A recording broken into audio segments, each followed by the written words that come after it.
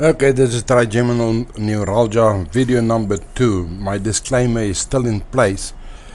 So, for the next one, you can read, you can pause the screen if you want to.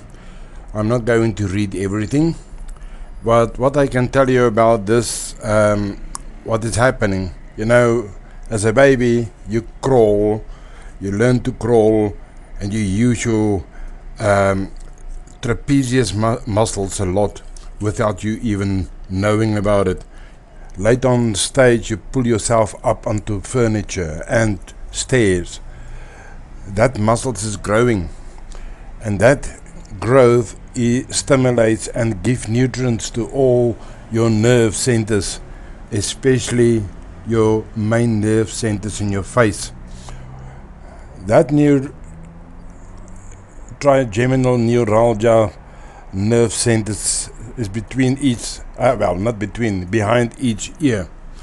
And now they come with a cell phone and computers. You don't do so many work or pull yourself up. Children don't play really in areas where they can train that trapezius muscles anymore. That is not the only muscles or the only nerve centers there are. If you go and do your research of how many neurological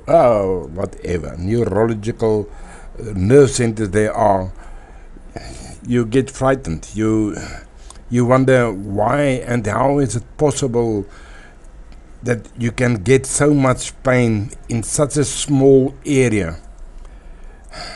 Man, I don't know. I don't want to make it any other kind of issue except this. Okay, so that is what's happening with your nerve centers. I always say, if you don't pay your muscle tax or your muscles will be taken away from you and your nerves will be damaged. Now, when I knew this almost 3.5 years ago, when my right leg gave in, I think it would have been totally different.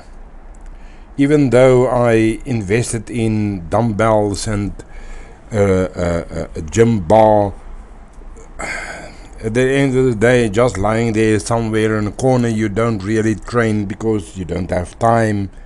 There's so many bloody excuses you can use. So, yeah, that was one of those. And then, if you don't know what is this trigeminal neuralgia, let's go over there. It's a condition affecting the trigeminal nerve, a sensory nerve responsible for transmitting signals from 3 major regions of the face. Now this nerve or nerves is so small, it is about 2 millimeter in length, less than 1,000th of a millimeter in thickness. Small, very thin, almost, if you can look it under a microscope, you will find this almost white in color. You cannot believe that such small things can hurt you so much. I laugh about it because there's nothing you can really do, but you will see it in the next page. So, are there any solutions? Yes and no. You can even go further. We have a singer in South Africa, Annelie van Rooyen, if I may use her name. She was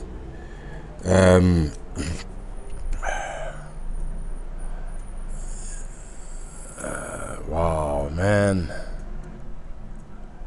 Who is this video for? She was diagnosed with neuralgia, trigeminal neuralgia in 1988, and then she go for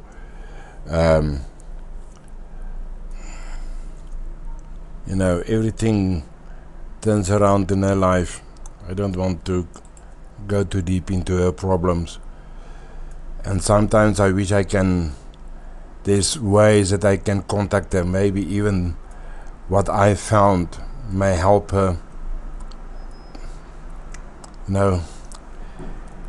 It's a crying solution, I promise you. Are there any solutions? Yes and no. What's your success rate? You have a success rate of 26%. Really?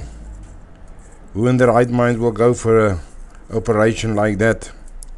Maybe if you have money, maybe that was the cause. I don't know. Other people were willing to let me go for the operations, but with the success rate that low, I don't even consider it. Yeah, there's nothing, no pain medicine, nothing. I don't know if that injection the doctor gave me will work. According to others, it doesn't. Nothing, no pain medication really work. You have to take specialized medication, especially for this, and then it's not a solution. Still not a solution. And even what I did or do now for relief is not a solution.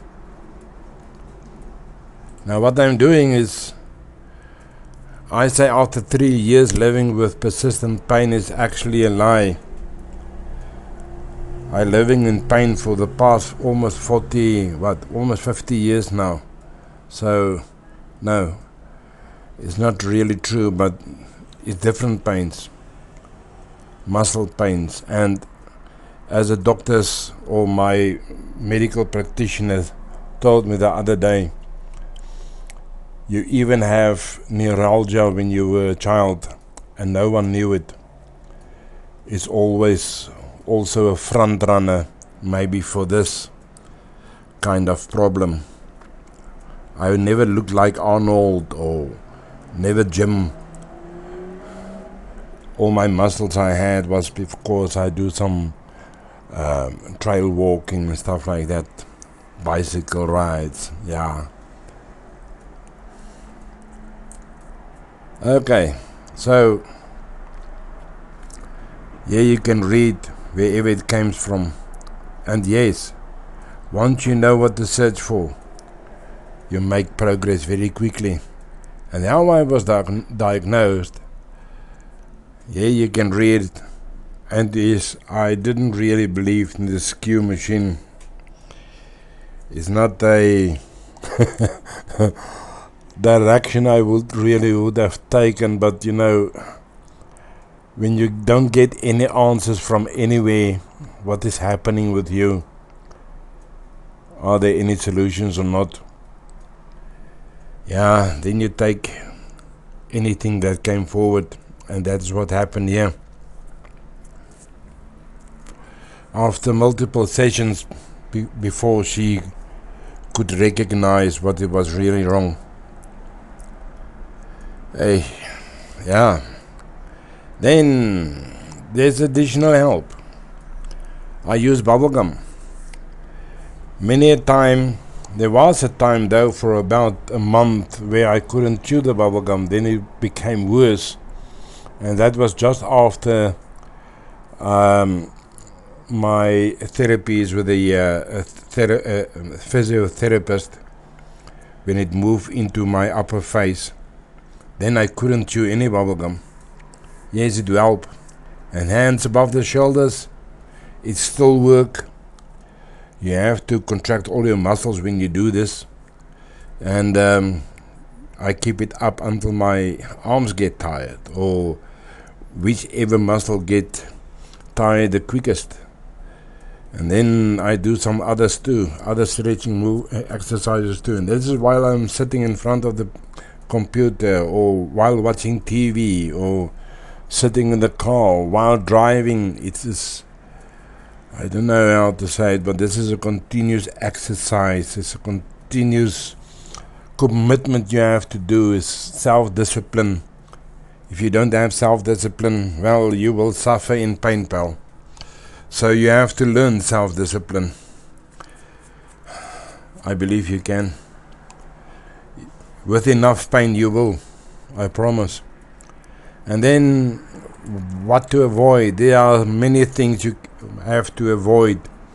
Don't touch, don't let water spray on your head. Cold water sometimes it's hot water. Sometimes it's even as mist spray on your face. You cannot shave, you cannot touch your nose, you can... Well, it's not only the face. This, before I came to the trapezius muscle researchers, when I climbing stairs, maybe it's the movement of the muscles in the face, I don't know, but while climbing stairs it can activate, while going down it activates. You just go and sit normally on the bed or in the chair and it activates. It's a very difficult thing to explain. That's why I thought it's a nerve that is pinched in the lower back, or maybe even in my legs somewhere, that activates it. And maybe yes, maybe it is still a nerve that activates this pain in the face. But as I progress with my training exercises, yes, it's a constant pain, it's a constant battle. So I never skip a day training, and yesterday I didn't train enough, so I didn't really have a pain attack, but the warning signs came very much close to the top. Then you have it's not a sharp pain, it's just a sharp warning. So you have to train every day. I train now for what, 8 months, 9 months, different. I started with the stretchers like the army ones, or the school PT, and yes, it worked in the beginning until it started hurting. So I always trying something new, but I came to the conclusion what I do now, well, there's nothing better. I tried many other things. So yes, I don't do other kind of stretches. I don't really train my legs, although I climb a lot of stairs without getting pain. When my leg gave in, a little bit more than 3 years ago, I couldn't get into the bath. So in the meantime, we took out the bath and put in a shower. Very frustrating now that everything comes to, well, it becomes better. Sometimes I miss my bath. I'm a very dirty person. I didn't bath for more than 3 years now. Okay, so yeah, now I can even use my tongue. I can blow my nose repeatedly. I can sneeze. I can touch my forehead. Even for now, my hand, my head resting on my hand. My nose, I can touch my nose like if I hadn't even never heard of TN before. As you can see, today I started my 13th day without any pain. Because yesterday I don't call that pain. That's only a little bit of warning signs. So, this is what I do. Or maybe I must put it in the next video. Next shorter video. Because this one became very long now. Okay. We'll see you in the exercise I performed. And what I do. And a little bit more. Well, enjoy guys.